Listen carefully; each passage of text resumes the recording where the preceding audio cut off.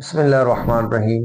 सर्दियों में जिल्द जो है ना, चेहरा है आपका, आपके हाथ हैं, आपके पाँव हैं, इनमें खुश्की आ जाती है, ये मुरझा से जाती है, इसमें निखार नहीं होता।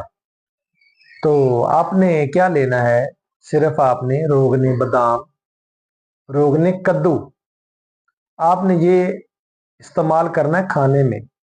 इसको आप दूध में डाल लें, इसको आप वैसे आधा चम्मच पी लें। और रोगने कशकाश, कशकाश की आप सर में मालिश करेंगे।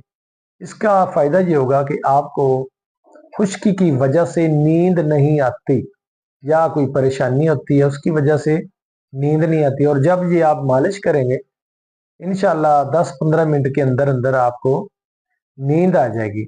और ये रोगने बादाम है, रोगने कद्दू है, आप इसका इस्तेमाल करेंगे, इसको पिएंगे, आपका चेहरा रोशन हो जाएगा, आपके हाथ पाँव रोशन हो जाएंगे।